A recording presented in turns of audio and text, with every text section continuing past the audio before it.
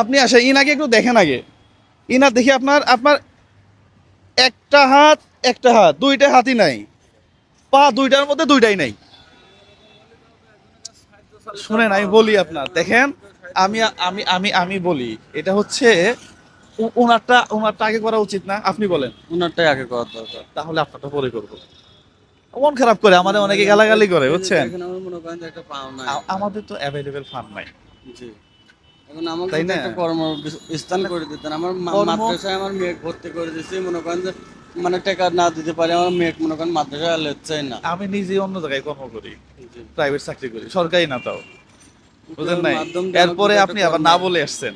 আমি বারবার বলি ভিডিওতে যে এই যে আপনি কোন জায়গা থেকে আসছেন, পাবনা থেকে। পাবনা থেকে আসছেন না, বিশ্বাস করেন আপনাকে ভাড়াটাও দিতে পারবো না।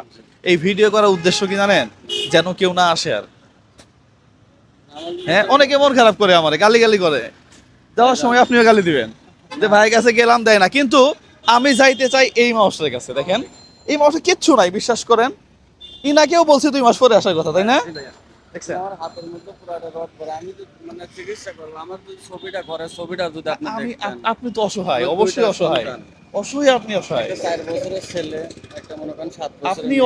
অবশ্যই অসহায়, কিন্তু আপনার চেয়ে ইনি একটু অসহায় বেশি। আমার কাছে মনে হয় যে ইনারে প্রাধান্য, এদিকে আসুন তো ভাইয়া। হ্যাঁ, কারে প্রাধান্য বেশি দেওয়া উচিত? নাকি একটু বেশি দেওয়া বেশি দেওয়া উচিত না? কিছুই তো নাই, দেখেন তো, 4টা হাত পার মধ্যে 4টা হাত পাই সমস্যা।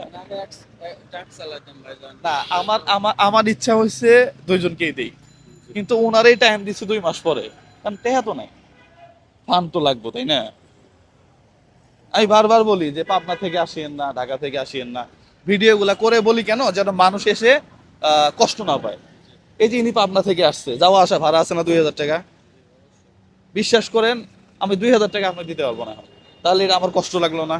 না, আপনি তো আশা নিয়ে আসছেন। মানে আমার একটু কর্মস্থান হইলে তখন আমি আর এখন কেউর আমি কাছে নিজে 10 টাকা আমি নিজেই চাবো না। প্রাইভেট চাকরি করি ভাই, তাহলে আমি ওনার জন্য কি চাকরির ব্যবস্থা করবো? হ্যাঁ, আমরা একটা তাহলে আপনারে 2 মাস পরে, হ্যাঁ, জি ভাইজান। এটা হবেই হবে। ইনশাআল্লাহ। হ্যাঁ, যদি আমি বেঁচে থাকি, ইনশাআল্লাহ। হ্যাঁ, ইনশাআল্লাহ। তাহলে আপনারটা হবে ইনশাল্লাহ, তাও এখন না, ইনশাআল্লাহ। 2 মাস পরে। প্রিয় বন্ধুরা, টাকা নাই তো কি করবো বলেন? 200 টাকার হ্যাঁ, জন্য মনে করেন আমার মেয়ের মনে করেন ভাইজান কায়দা কিনে দিতে পারেনি আমার মেয়ে। এগুলো সব অভাব সবারই আছে, এখন কি করবো, মনে ঠিক করেন আছে? যদি আমাকে একটু কর্মস্থান করে দেন তাহলে কেউর কাছ থেকে আমার না, 10 টাকা চাই খাইতে আমার হবে কাছে না। ভাই মতো কর্ম নাই, যে একবারই কর্ম নাই, এখন যদি ঠিক আছে? চেষ্টা আমি করি তারপরেও ভাইজান, আপনার নাম্বার রেখে দিচ্ছি, যদি সম্ভব হয় আমি করে দিব। যদি চেষ্টা করি